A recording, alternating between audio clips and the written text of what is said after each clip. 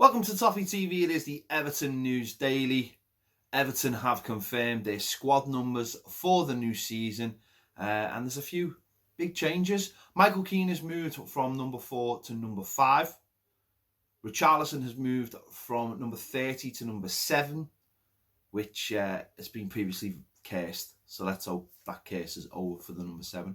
Dominic Calvert-Lewin has moved from 29 to number 9. Now, obviously, this had been revealed a little bit early in the week when basically Dom himself revealed it. It's an interesting one, isn't it? Everton fans obviously hold the number 9 in massive esteem, and Dom's got it now. I mean, let's be honest, the last two people to have it, Sandro and Aruna Kone, haven't really ripped it up, have they? So yeah, he hasn't got much to follow in that terms, but it'd be great to see Dom become a proper number 9 and take that forward. Alex Iwobi, new signing, number 17 is a shirt he had at Arsenal. Sidibe, number 19. Obviously, Andre Gomes is 21.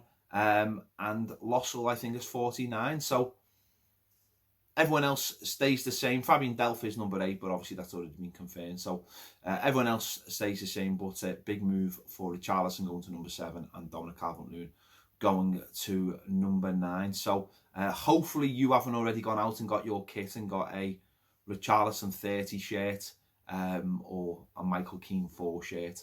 You were warned. So there you have it. Yeah, so they're the new squad numbers. And talking about squad numbers and kit, Everton will have to wear last season's third kit against Crystal Palace tomorrow. The all-white kit, is which the kit they wore last season against Crystal Palace, will be worn again because the officials were not happy with Everton's new live coral away kit. They thought it was a clash. I mean, it isn't really a clash, is it? It's not really a clash, but that's why you'd have a third kit. Unfortunately, this year's third kit hasn't been launched yet. It's an all-navy kit. I'm not sure whether they would have been able to use that either, which makes a bit of a mockery of having 3 new kits that will clash with teams in the Premier League. I mean, really, that's what the third kit was brought in for, wasn't it? Initially, if sometimes clubs would not bring a kit up, would have a special kit just in case. Everton have had yellow ones in the past and white ones in the past, which were just emergency kits, really. Or teams had a home and an away kit, and the third kit would be a away kit from the season before, just to come in and use just in case. I know some clubs this season are going to even have a 4th kit, which is taking the mick a little bit, isn't it? So Everton will have to wear last season's white kit. It was quite lucky for us last season, that white kit. We did quite well in it, so hopefully that continues away at Crystal Palace tomorrow. Talking of Crystal Palace, Wilfried Zaha apparently will start for Crystal Palace tomorrow. The headlines write themselves, don't they? Let's hope they don't. Let's hope he's got a major cob on, doesn't want to play, or just plays like whatever. But yeah, he'll be playing probably for Crystal Palace tomorrow. In terms of Everton, new signing Alex Iwobi won't be available for the game. I imagine he'll probably start training from Monday onwards. He is only just returned from the African nations, where he went quite deep into the tournament with Nigeria, so he won't play. So he's one obviously missing. Delph will be missing as well with that injury. He's got an injury to his thigh, so he'll probably be missing for this game, but hopefully be back for next week's game. So a player that was spoke about by the manager was Morgan Snydlin, who could maybe start this game. The manager said there's no way he'll be leaving in this window.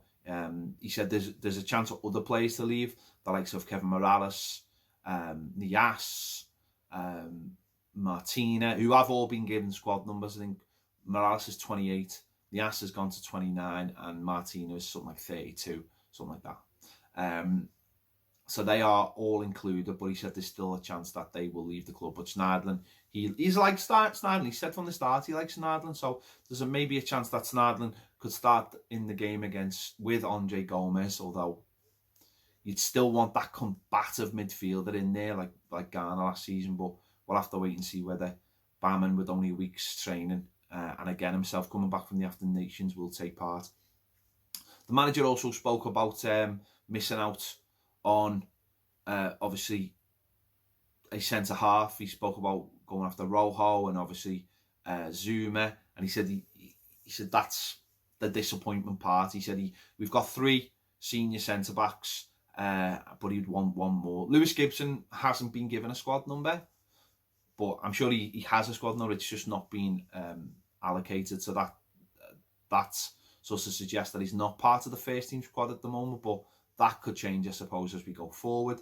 Yeah, he said he wanted 4, but he's only got 3, and it's not ideal. He was quite open about it. It does seem that is the bugbear from the whole of the summer, is not getting another centre back in to help us out. But he did say that, Mina was bought to be a first teamer, and he will start with Keane, but he would have wanted 1 more, because obviously injuries and suspensions, and trying to get that competitiveness into the squad as well, which he's trying to get in other areas as well. He spoke about Alex Iwobi, said, he's a fantastic player, can play either wing and can play as a bit of a number 10 as well, off the striker as well. So he's obviously got a plan for him going forward, thinks he can be a versatile player to help the squad out.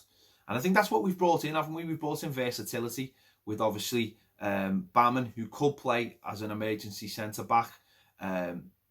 We've brought in Fabian Delph, who can play in a couple of different positions as well, who could cover left-back if need be, when fit. So the players we brought in do have a little bit of movement in them.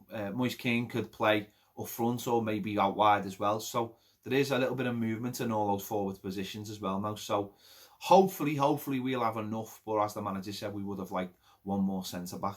A little bit of news today concerning Sports Pesa, who apparently have suspended sponsorship deals. That's what they put out. But apparently it was from the Kenyan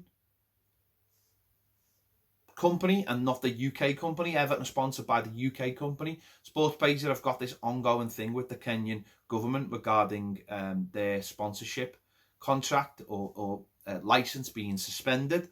And they're saying now that they are going to suspend the sponsorship of clubs, which I think is trying to put pressure on the Kenyan government to give them their license back to gamble. The government said that sports papers were a bad influence and were causing a gambling epidemic within the country. So stop that. But it looks like that it is only Kenya and it doesn't affect our sponsorship deal. Because whatever you think about gambling, it will just be, I think it just, from the club's point of view, the club would need time to get something else sorted. And, with the kits just coming out and the new season just started, it would look pretty bad if Everton had to get a new sponsor on the shirts. And we've seen that with other clubs. It just doesn't look good. I mean, it'd be all right for the kids because they haven't got Sports Pesa on their shirts. But you'd want Everton to have that time to go out and find another sponsor before next season. It hasn't come at an ideal time. But apparently it does not affect Sports Pesa UK, which Everton are sponsored by. So there you go. This has been the Everton News Daily. It's nice not to be talking about transfers, but I'm sure that'll start again soon, like it always does. People will be saying, can we bring a centre-back in January? But let's hope it doesn't affect us, and let's just hope we go to Selhurst Park tomorrow and pick up 3 points in our third kit from last year. Thanks for watching Toffee TV. Don't forget, if you want more videos, join us on Patreon. And don't forget to subscribe as well. If you haven't subscribed to the channel, subscribe. Thanks for watching. I'll see you later.